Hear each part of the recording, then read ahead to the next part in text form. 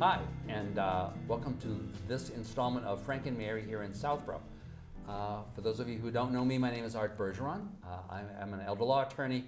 I work at Myrick O'Connell. There are 70 of us about now. We're actually the biggest firm outside of the city of Boston, in case you care. But every one of us specializes, and I do nothing but elder law. That's why you may have seen me, because I do things at the senior center. Originally, this show was going to be about law, but it's not. It's really about my friends Frank and Mary, the people I always talk about at the senior center.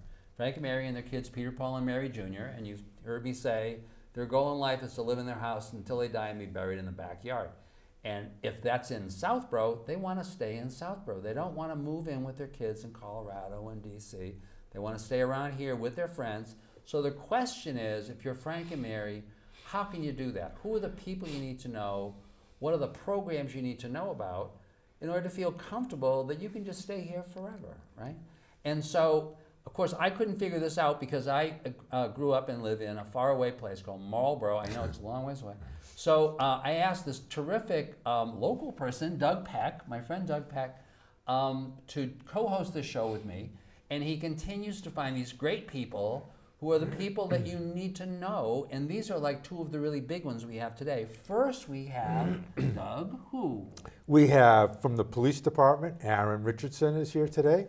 Aaron is the police department's representative to the senior center, primarily, not the only one, Yes, but sir. is there on a fairly regular basis. And this is really critical. If there's two things you need to know, you need to be familiar with, are police and fire.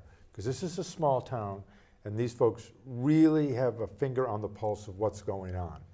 And so, Aaron, welcome. Thanks so much for coming on. Thanks for having me, coming guys. I on. appreciate Yeah. it. Thanks for having me. So Doug was saying, you do stuff with seniors. Are there other particular groups that you really kind of focus on here in town? Yeah, so for me, I'm a field training officer for the police department, so I do train all the new police officers that come from the police academy and the new hires. Yeah. I also am a business liaison for the town, so we build relationships with some of the businesses in town and act as a resource, as we do for the seniors. I'm also a senior citizen liaison for the town. I also work as a DARE officer in the schools, so I do a good amount of things here, and I've been very lucky to work with a good chief who gives me the opportunity to be out. You're out in the community a lot then. Yes, sir. All the yes, time. sir, I am. And that's Well, a real. And you're dealing with kind of the two populations that are I would say kind of have the most issues. You're dealing with kids, right? Exactly, yes. And then you're dealing with seniors, Yes, right? sir. And so just to have somebody that they know, and that's, as we talked about, one of the reasons for this show is so that people can put a name with a face, right? Exactly. And so they're not going to feel like, oh, I don't know if I really want to call, Right. Because then they know you. Right. So thank you very much for coming on. Oh, thanks for having me. Yeah, my pleasure. So broadly, what do you do? When you what are the things that you deal with seniors, and also from your perspective, I guess both from Doug's and my perspective, we deal with seniors all the time. What are the things that you find? What are the issues that you find that you need to be dealing with? So first, what I do is my main thing is to build a relationship with the seniors, because like you said, the big thing is having them being able to put a face within the police department, having somebody they can approach. So I do work very closely with Pam, Cindy, and Peck from the senior center. I have a very good relationship with them. I do pop in there every once in a while, usually every Friday or so, because that's when the most people seem to be there, because they do have food and snacks. Yeah. So I usually, Yeah. so I usually Always pop is. in. Of course, the food's always good Yeah. too. So, so I pop in there, and I've acted as a resource for them, so they can, if they have questions, usually they'll hold them until they see me, and then they'll be able to ask the questions. It can stem from anything from traffic to scams to their internet safety. They may have a grandchild that they had a question about, things like that. My biggest concern with what I'm seeing is they always have a question on if they should call. My biggest thing is that I always say, you should always call. Always call us. You're never going to be a bother to us, and I think that's the You're hardest never thing going to that hang we. up on. No, never going to hang up on them. Nope. We're Boy, there 24/7. I'm so tired of you people calling. Yeah, no, that will never happen. That will never happen. It's a dispatch center that's manned 24/7, and we do have police officers that are in town 24/7. So you always have somebody there to answer your remember calls. Doug was mentioning, for a lot of people who've been living here for a long time, that may be almost like a surprise, because from a long time ago, you just would have had a lot less staff. Yes, right? yes. Yeah. And things have changed. Things have changed. You always have a police officer in town, and the numbers are getting better. The chief of police is doing an amazing job, along with the selectmen, trying to staff the department and continue to add more bodies. So you always have somebody there, and the one thing I want to get through is call us. Call us. No question is too small, and no issue is too big. That's what we're there for. So if somebody thinks that they've been called, there's a scam, there's something going on that doesn't sound right, they don't know if it's a scam or not, they should call you, because you guys are pretty well aware of all the various different scams out there right now. Absolutely, yes. Right. Always call us, and the police officer will come by your house, Okay. and they could listen to the recording, or Okay. you can bounce the question off of them, and they'll be able to answer it for you. Okay. Most of these scams that are going on, they're the same in every community. We do have, like, our detective bureau gets emails on scams that another town may have gotten hit with, and unfortunately, some of these people get taken advantage of, Yeah. and we don't want that to happen to our residents. We don't want it to happen to anybody, but Right. especially our residents, because then it makes it a little harder to kind of track. Because once things they down. forked over the money, that's pretty much gone, Yes, sir. right? Yes, It sir. is. So, So you were talking about one just earlier, about Social Security, a new one? Yes, and it actually happened to me. Okay. So police officers aren't exempt. You didn't get taken in now. No. I did not. I was a little bit better. Little bit. I almost did. I was a little nervous at first, but police officers are not exempt. I actually had it happen to me. I got a phone call from a number that came up as United States, an Okay. 800 number. And it came up as United States. United on States. Yeah. Yes, sir. On my caller ID, it came up as United States. On my cell phone too. So a lot of the scams Not just aren't on landlines no, not just anymore. landlines Okay. anymore. Cell phones. They left me a message and said that my Social Security number had been suspended. So Suspended. suspended. Yeah. Now I did just get a new Social Security card, so I said, okay, maybe something got lost in the mail Yeah. or something like that. So I sat on hold for an hour, and I talked to the real Social Security department, and they said, we will never ever call you. Okay. Anything will be through mail. So that was a surprise for me, because I was like, oh, okay, maybe I thought I'd be getting a phone call. But just so the seniors know, and anybody else that knows, they'll never be through Okay. phone. They will mail you something. So before somebody writes a check or goes to the bank to withdraw money because their grandchild has been stuck somewhere, everything else, they should really call somebody. sir. Just call the police department. Exactly. There's a dispatcher there that will direct them to the right Exactly. person, and they can really talk to you about it. Is this really real? And that's where the relationship comes into Okay. a big play, because a lot of people aren't comfortable just talking to anybody. They don't want to feel embarrassed. Right. So that's where the relationship with me and the senior center comes in, because they can say, hey, give Officer Richardson a call. I usually give my card out. If I go to a senior citizen's home that I've never been to before, and I see that they may need help with something, I usually give them my business card. And Okay. a lot of the homes that are around town have them on the Have your refrigerators. Oh, yeah. So, Oh, that's great. That's good. So, That's yeah, great. so- Yeah. Just in case. Yes, Just in exactly, case. exactly, and it's built in that relationship. That's what we're here for. Yeah. When I became a police officer in this town, I wanted to make this my second home, and they've embraced me, and it's my job to embrace them back. So that's what I did. They're like family. Okay, good. Everybody's like family to me. So And how long have you been in town now? I've been in town. It'll be 8 years in July. Oh, wow. So if it's flown by. Yeah. It's flown by. No, that's good. But I suppose that must be kind of like built into the, like what? I suppose people become lawyers and everything else for various reasons. People become police officers for various reasons. But I suppose if you really become an officer because you're interested in that and kind of like knowing a whole bunch of people and trying to make sure that you could deal with their problems, Yes. right? That would lend itself to where you've ended up, right? It's like Yes. you're in the right job. Yeah, it worked. Like I said, it worked out. I couldn't ask for a better community. Couldn't ask for a better place. I couldn't ask for better colleagues to work with and better bosses to have. So they put me in very good situations to succeed. And I love being a senior citizen liaison. They treat me very well. It's been a great partnership. So the other big issue for seniors, besides scams, at least what I have seen as well, is sort of driving, right? I mean, Yes. should this person be driving? Shouldn't they be driving? What should they? So if somebody had a question, an adult child says, I'm not sure mom or dad should still be driving. What happens if they call you? Can they call you and ask you, and what goes on after that? They can call us. In most cases, I will direct them to have their parents' medical doctor evaluate them. Okay. And then there's other ways we can go about it as well. Okay. We do have what's called an immediate threat. Okay. And that could also get a medical evaluation started as well.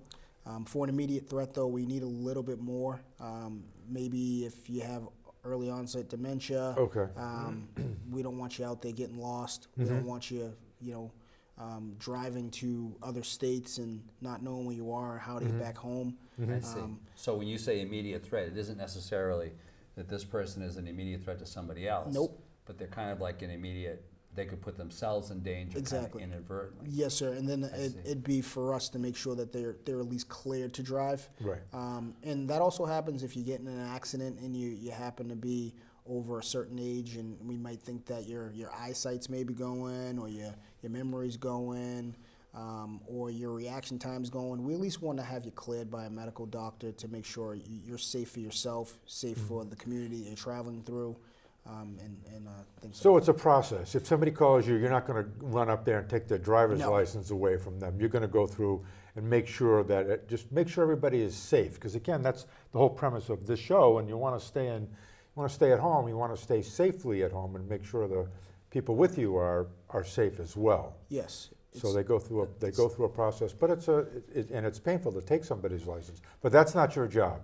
Your job is to really help direct them to the right resources. Yes, unless it puts us in a situation where we do have to file the immediate threat. Right. That's exactly what it says. It is immediate. Okay. It does get suspended immediately, but that doesn't mean you're never going to get it back. It just means we want to have you evaluated to proceed. Right. So tell me, and tell all of us kind of, I'm interested. What happens then? You file that with the Registry of Motor Vehicles? Yes, sir. So the And then immediate threat what gets is it? filed with the Registry of Motor Vehicles. I see. And you have the right to file that because you're the police. We are the police, and we can file that. Is there anybody else that can file with the? I believe a medical doctor can file it. Mm-hmm. And that may be it. I Yeah, believe so there's only not just police like and the anybody medical. can- No, Right. anybody can't. Just like Right. your son and Not daughter that- not- can't right, go. Not Yeah, your neighbors yeah, that get yeah, mad yeah, because the yeah, leaves are no, on your lawn. Right. You say, well, I'll show them. No, but they could call the police and get the process going. Yes, yes, but that's but why they you're going can't to go just check though. You're yes, not gonna, right? we're gonna do a thorough job. It's not Yeah. we don't just go out there and just take everybody's license away. And so then what happens? So you file something with the registry. Yes, What sir. do they? And they don't just pull the. Do they just pull the license? So What we happens? file it immediately. Yeah. It goes to the registry. Yeah. On the immediate threat, you have to give a statement on why you're filing the immediate threat. So you'll give a brief statement on why. Basically, somebody's driving down the road, they get in an accident. We believe that they maybe fell asleep or the reaction time was too slow. Yeah. We want to just have them medically evaluated. What will then happen is they will get a date to go to a medical doctor.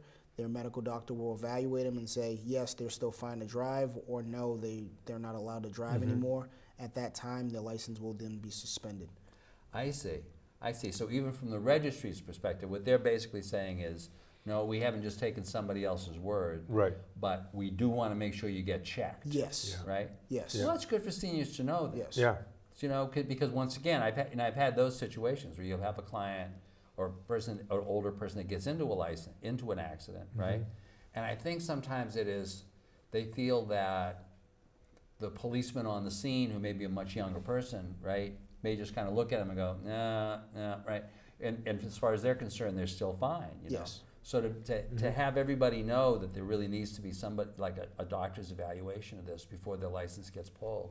That's a great thing. And I believe it's your primary care as well. I don't think the registry gives you a random doctor and says, hey, Right. go to this random person that you don't know. Right. I think it's your primary care. So you have that relationship built up, and your primary care may know these things are going on, but I don't know about your experiences, but mine have been seniors want to be independent. Yeah. And Yeah, they don't thank want you. their independence taken away. Right. So Right. if you have some random person like myself or some random doctor who they don't know trying to take their independence, they're gonna always have that push pull and that tug of war. But if you have somebody that builds their relationship with them and a primary care that they've been dealing with for several years, they can say, hey, I think it's about time to, and they may be more understanding. Of course, they're very stubborn, which I've come to, Who? realize. They're very stubborn. What, you mean as opposed to you young people? Yeah, they're very I passionate. don't think we old They're people very are that passionate. stubborn. Oh, I didn't say old people. No, I would never. I've been doing this long enough to know. I can tell he's been doing this long. Yeah. So this information is just really important. You know, I think this is why Doug just keeps doing this. He's finding people who've really got important stuff. And I think one of the things, I want to close with this piece that we've talked about, maybe doing something at the senior center, maybe in the fall or upcoming, to have you folks, and maybe have and maybe you and somebody from the fire department, right, to be talking this whole set of issues, right, so that people can kind of see more of this on cable. Well, this is the nice thing about living in a small town, is you really get to know everybody. They're out there getting to know people, particularly seniors, because it can be a vulnerable age at some point, and you want to make sure they're safe. And it's a much more neighborly community, not in a big city where everybody just doesn't know each other. You should get to know folks in your area if you want to stay here. Right. So and really, I'm going to emphasize the point that you made. Not be afraid to call if it's something. You know, your taxes aren't going to go up. You're not going to get a bill from the police department. That's right. There's about no anything. Surcharge. There's no surcharge for this. Call. If you have a question, call and let the folks that are really the experts on this decide what should be done. I think it was like you had said it kind of when we were before the show. It's like, let the expert decide whether there is a scam, or whether there is a problem. Right. Don't force yourself. Exactly, and like we said before, it's kind of like when you need work done on your house and you get that free estimate. Yeah, that's exactly what it is. You're just getting your free estimate. Have the police officer or the firefighter come by your house and make that determination of what's going on, and let you know if there really is trouble. Exactly. At least put your mind at ease. Yes, that's right. That's what it is. Yeah. Let us put your mind at ease, or let us take over as the professionals and do what we're paid to do. Right. Absolutely. So you can sleep better. Because for Frank and Mary, their goal in life is they want to sleep well at night. Yes. I love sleep as well. So, Aaron, thank you for coming. Thanks for having me, guys. This has been really great. Thank you so much. Thanks for having me. We really appreciate it. I appreciate you guys. Thank you. Thank you. We'll be back after the commercial that we don't do, talking with Aaron's counterpart in the fire department. Thank you very much. So welcome back to Frank and Mary here in Southborough with my good friend Doug Peck. And so we now have another great representative from your public safety department, your taxes at work. Doug, let's talk about our second guest. It is. This is the public safety show today. This is Chris Dano from the Southborough Fire Department. So welcome. Thank you. Glad to have you here. Thanks for having me. It equally as important, and matter of fact, I would think Chris was actually saying more important. I think he was. Kind of. They've got bright red vehicles. I know. So you can see them coming a long time. And I've been at clients where we've had to call 911, and it's always an interesting experience to see who comes. So we'll get to talk about that a little bit. So what's your role in the fire department currently? So my first role is I'm a shift commander. I'm in charge of one of the 4 groups that's on duty. Okay. And we have somebody on. We're 24/7. 24 hours a day, 7 days a week. There's at least 5 people on duty. Really, 5? Yeah, okay. Yeah, 5 people on duty. We can drop to 4 if people are on vacation, but we're fully staffed at 5. Okay. 5 firefighters a shift, 7 days a week, 24 hours a day. Okay. Yeah. And you're always paying attention because we actually delayed this taping for because you got a call. Right. Yeah. They're one of your trucks is now on the way to a fire. Exactly. Right? You're they're checking in with you. On their way to a fire alarm activation, so I'm monitoring that just to make sure they don't need any help. So if the house really burns down, we maybe come to the show. Yeah, you might see me run out of here pretty quick. A couple other duties I have is my main job is I'm the public education officer and coordinator for the fire department. We started out going to the elementary schools and the preschools, teaching the kids stop, drop, and roll, and fire safety, not playing with matches. And then probably about 8 years ago, they added an element for the seniors. Okay. So we go to the seniors. It's a great outreach program. I go to the senior center. I try to go there once a week. Just like Aaron was saying on the police department, a familiar face for people to get to know us. We teach cooking safety classes. I try to get to the elderly housing, talk about using flashlights versus candles if the Candles, power goes out. Yeah. If we have money in a grant, I get a grant every year. We try to do more classes. We'll buy flashlights for Good. the elderly Yeah. and oven mitts for Yeah. for fire safety so people don't get burns. Mhm. Another thing that we started about 5 years ago is we'll actually go into people's houses and do like a safety walkthrough. Okay. We don't like to call it an inspection Okay. because we're not there to You're assessing enforce. their. Yeah. Yes. So if you have any questions, you can call us and I'll come down. Okay. We're looking at the condition of your stairs, your Mhm. banisters. We'll check your smoke detectors, make sure they'll work. We'll Mhm. help you get new ones if you need Okay. them, or help you replace them. I think that's really important. Yeah. Because I've been in a lot of senior houses, and Yeah. oftentimes they have one, Right. sometimes two, Right. if you're lucky, but they haven't, just because that's what it was Yeah, 10, exactly. 15 years ago. Yeah, And exactly. not a lot of them have carbon monoxide detectors Right. either, which, Yep.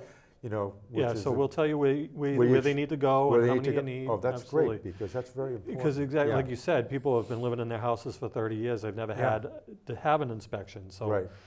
we can update. So they You don't know. know. And so how, if I'm a senior and I'm worried about this, because once again, the goal of my friends Frank and Mary is to sleep well at night. Yeah. Mhm. Can I just call you? Yeah, Is there- yep, you call the business line, Yeah. 508-485-3235. 3235. Yep, and Okay. you can ask for me. Don't call 911. Yeah, for that you wouldn't want to call 911. But for something like that, you can call the business line and ask for me. The guys and the girls are great at emailing me, letting me know. Yeah, They'll leave me a message. I'm pretty good about getting back to people and yeah. Maybe we try can to even set get a banner during the Sure. show. Yeah, we So can. that they'll have your Yeah. name and that phone number. Right. Right, Okay. yeah. We'll do it for Aaron too, I think. Yeah. Yeah. I guess so. No,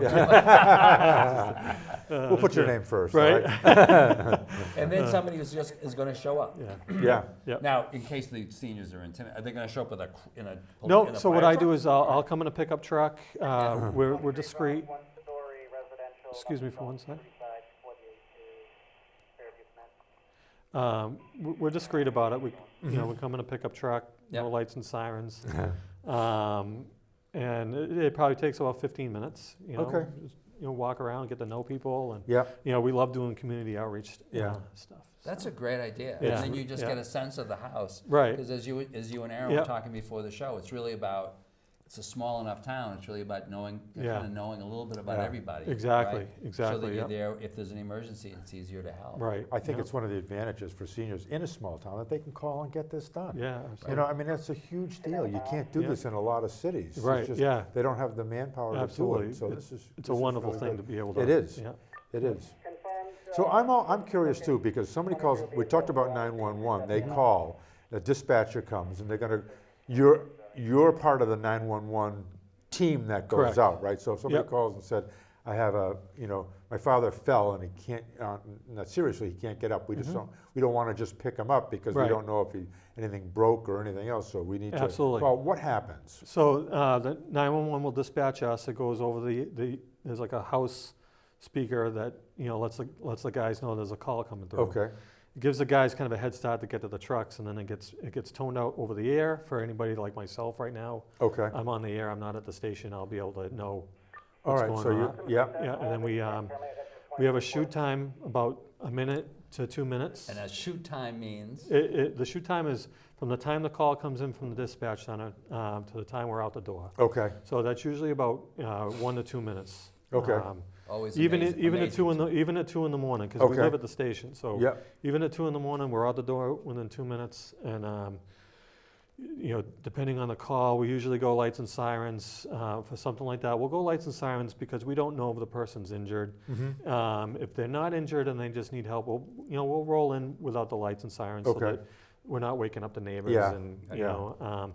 and then we'll go in and we assess the situation. We'll help them up into their chair, take their vital signs, make sure they're okay, make sure that there's somebody. We try to make sure that there's someone there to take care of them.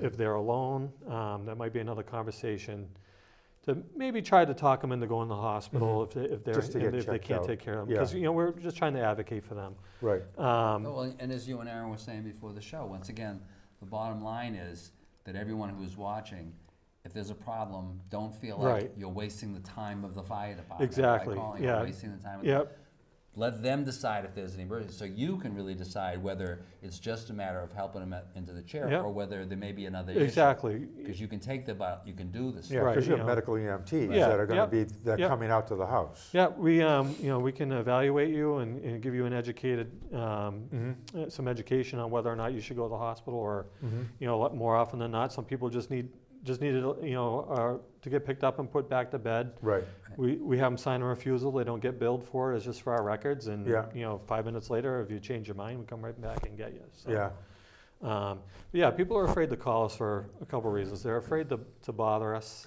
which I think it's polite, but Yeah. But you know what? That's what we're here for. But that's we kind come of to like work. the job, right? yeah. Yeah, we come to work wanting to get out. Yeah. We don't wish ill will on people, but this is what we do. We'd rather be out helping people. That's why you became a fireman. Exactly. This was a calling for me. This is something that I've known I've wanted to do since I was a little boy. And we love to help people. We love going to work. We look forward to going to work. We're very fortunate. And It's funny, I had a cousin who was actually the state senator here, Bob Duran. What he really wanted to be was a fireman. For exactly those reasons. He described, he said, it just Yeah. seems like Yeah. it's a totally helping job. Yeah, It's just this absolutely. wonderful Yeah, job. we love it. And and another reason why people are afraid to call us with the elderly is their home is their safe place. Right. When we show up, they're afraid they're never going to see Yeah. their home again, Right. and we're sensitive to that. Right, So it's something in the equation we talk about.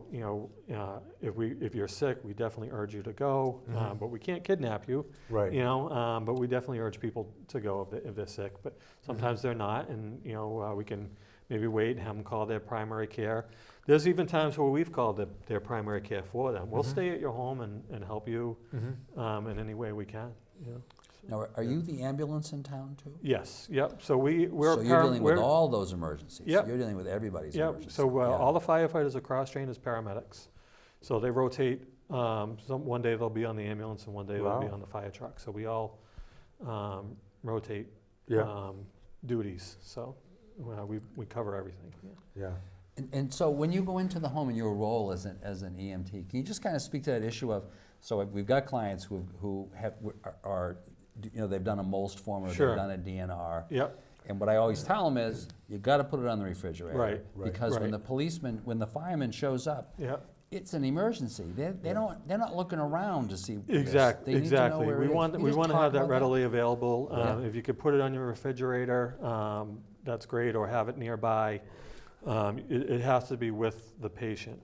right, Otherwise, we're going to assume that they need the help, and we're going to take them to the hospital. right. you know. Well, it's a good point, Arthur, and you can get them, they're called files of life. Right. And the Yeah. senior center has them, they Yeah. should have them. Do you have them there Yes, if they need so them? Because- we get them through Leslie, Okay. through the Board of Health. Yeah. She's great at ordering them. I'm down there once a week. I take a bunch, and Oh, I put good. them in each truck. So when we go and we notice that they don't have them, we'll hand them out. And we Yeah, because you urge want to know people what kind of medications they're Absolutely. taking, if they have a Yep. pacemaker, all those kinds of Correct. things, to make Yep. sure that you're doing the right treatment that's not going to hurt them further. Exactly. Right. So it's really Yeah. important. So if people don't have them, Yeah. get one. Call the fire department, go to the senior center, they'll get you Absolutely. one, and Yeah. have somebody help you fill it out if necessary, because it has all your insurance information, Correct. yeah. contact information, Yeah. emergency contact information. It's Absolutely. really, really important for exactly. you guys to know. Yeah, absolutely. And you look at the Yeah. you look at the refrigerator. Yeah, It's in a- it's one thing we're kind of Absolutely. trained to look for. Right. We look for them. We're looking for information,